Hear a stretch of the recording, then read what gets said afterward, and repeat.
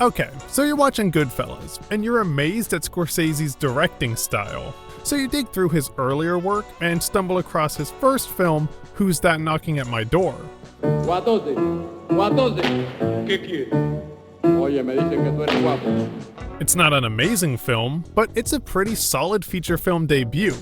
Or it would be if it was his first feature film.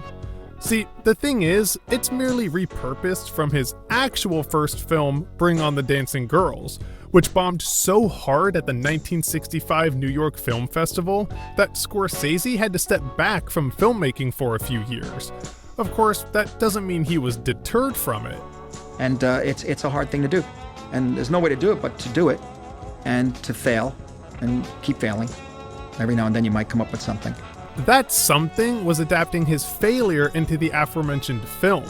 But even with its positive reception, Scorsese has talked about his difficulties in going back and watching his old films, a feeling he shares with numerous directors. I went headlong into making a film that honestly is not really one of my best and not one that I'm 100% proud of. There are things that I like about it and things that I don't like about it at all, and I find it very difficult to watch today. That's Edgar Wright, talking about his regret in making his first film A Fistful of Fingers. Well, I thought it was funny. And he's not the only director to regret or even despise their first feature. Stanley Kubrick hated Fear and Desire so much that he tried to destroy every copy. James Cameron equally hated his first film, Piranha 2, though he was only the director for 8 days. And David Fincher has all but disowned his debut feature, Alien 3. If the movie is great, I'm gonna get too much credit, and if the movie sucks, I'm gonna get too much blame.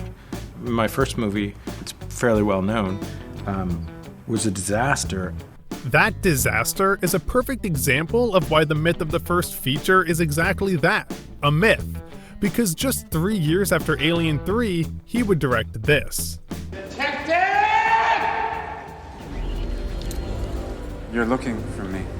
But the list doesn't stop there. Quentin Tarantino scrapped My Best Friend's Birthday while it was still in production, and 5 years later, he debuted his fully finished second film. Sam Raimi went from his college film It's Murder to The Evil Dead 4 years later, and even this guy disappointed with his first feature, The Pleasure Garden, before bursting onto the scene 2 years later with The Lodger, A Story of the London Fog.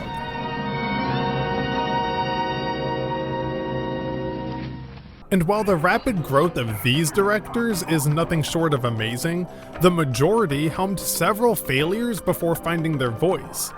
The previously mentioned Edgar Wright took 9 years from his debut to make Shaun of the Dead.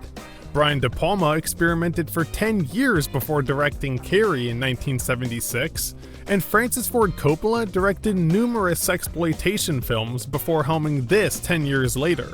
I'm gonna make him an offer he can't refuse.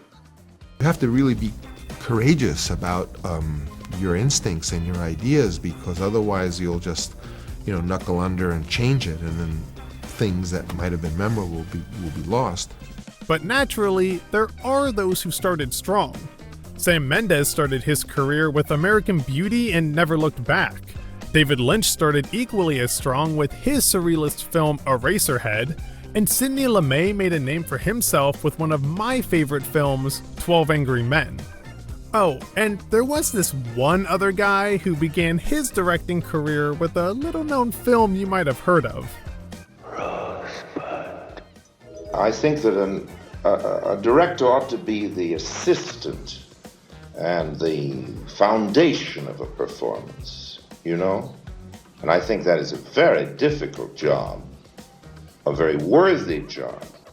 So yeah, directing isn't easy, and as Scorsese said, there's no other way to do it but do it and fail. It might take you 10 films to discover your style, but don't let the fear of your first feature impede your progress.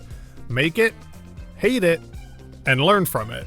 I think what makes cinema to me, I think ultimately it's something that for some reason stays with you, so that a few years later you could watch it again, or 10 years later you watch it again and it's different. In other words, there's more to learn about yourself or about life.